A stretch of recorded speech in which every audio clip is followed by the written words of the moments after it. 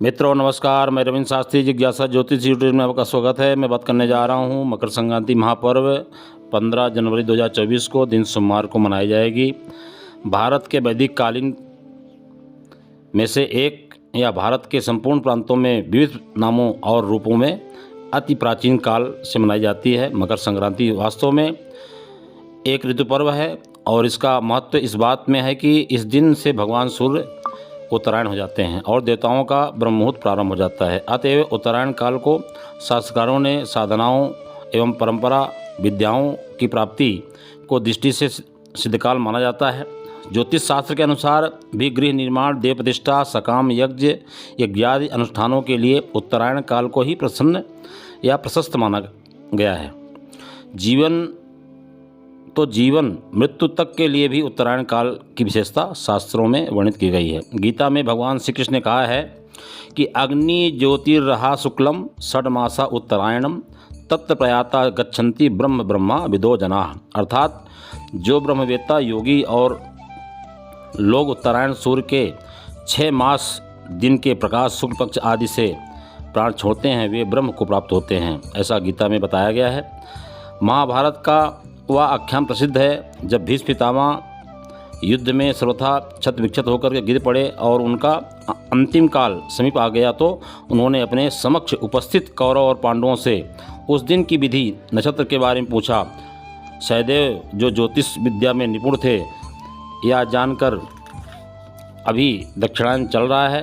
भीष्म जी ने अपने मरने का प्रोग्राम उत्तरायण आने तक के लिए सिद्ध कर दिया। वे वही सरसैया पर लेटे लेटे 2-3 मास तक उत्तरायण की प्रतीक्षा करते रहे और मकर संक्रांति हो जाने के बाद उत्तरायण में माघ शुक्ल अष्टमी को शिक्षा से प्राणों का परित्याग किया। सूर्य का उत्तरायण में पदार्पण जन को प्राणहारी शीत की समाप्ति एवं प्रत्यासन वसंत के शुभागमन का संदेश देकर प्रफुल्लित कर देता है। दिन बड़े होने लगते हैं और सूर्य का प्रकाश एवं प्राणदायिनी उष्मा निरंतर वृद्धि की ओर अग्रसर होकर प्राणी जगत को आनंदोन्मुख बना देती है। इस अवसर पर देश के सभी पवित्र तीर्थों, संगम स्थलों एवं गंगा यमुनादि पावन सरिताओं के तट पर स्नान दानादि द्वारा पुण्यार्जन करने के लिए लाखों श्रद्धालु आस्तिक जन एकत्रित होते हैं। गंगा सागर पर तो इस संक्रांति पर इतना जन समूह एकत्र होता है कि उसका क्या वर्णन किया जाए। वर्ष में केवल एक बार ही संक्रांति पर वहाँ वरुण देव की कृपा से एक विशेष टापू का उद्भव होता है जिस पर जहाज, नौका आदि साधनाओं द्वारा लाखों भक्त जन पहुंचकर इस महान पर्व को मनाते हैं। यह टापू केवल 1 सप्ताह रहता है। वेदादि शास्त्रों में मकर संक्रांति को प्रातःकाल किसी सरसरिता या संभव न होने पर किसी कूपोदक में ही स्नान करने का बड़ा महत्व बतलाया जाता है।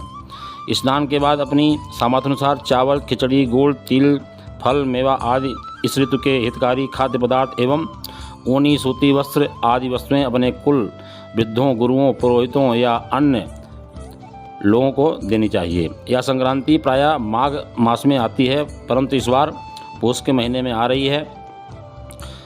पंजाब में यह पर्व संक्रांति से एक दिन पूर्व लोहड़ी के नाम से मनाया जाता है।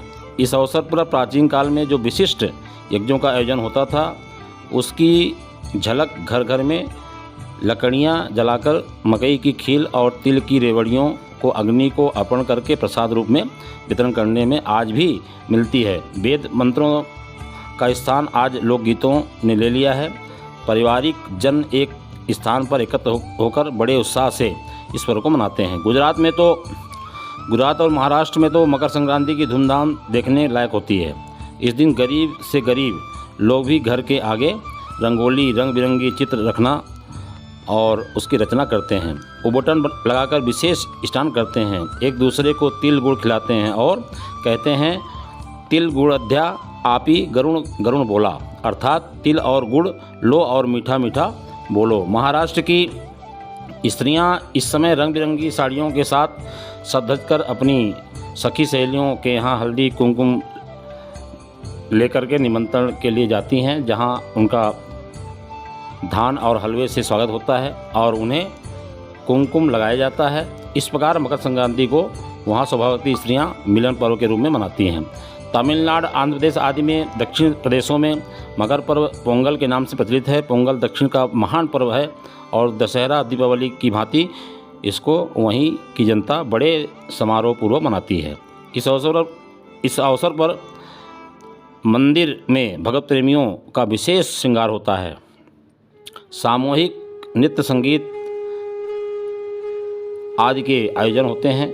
गाजे बाजों के साथ बड़े बड़े जुलूस तथा भगवान की शोभा यात्रा निकाली जाती है। भगवान को विशेष प्रकार के बनाई गई खिचड़ी, जिसे पोंगल कहा जाता है, भोग लगता है और प्रसाद रूप में उसे मारा जाता है। प्राचीन काल में मकर संक्रांति में ऋषि आश्रमों, गुरुकुल, ऋषि कुलों में वेदाध्ययन का तीसरा सत्र शुरू हो जाता था।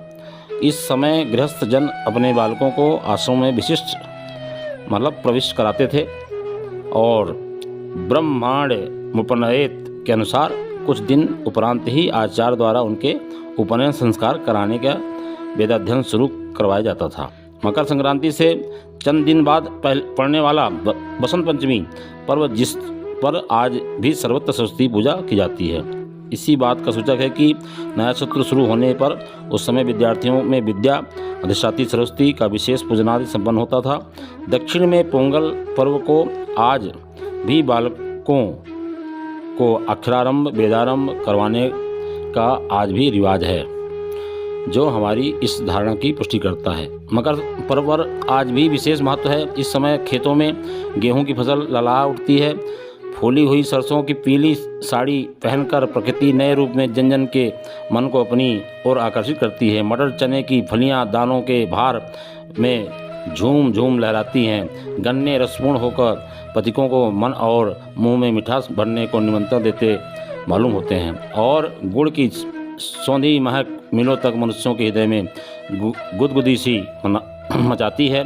ऐसे में किसी भी भारत का एक बड़ा समुदाय मकर संक्रांति के पर्व के रूप में अपने आनंद और उल्लास को प्रकट करते हुए प्रभु से प्रार्थना करता है कि यह फसल सकुशल घर में आ जाए और भारत भूमि सदा यूं ही फूलती फलती रहे।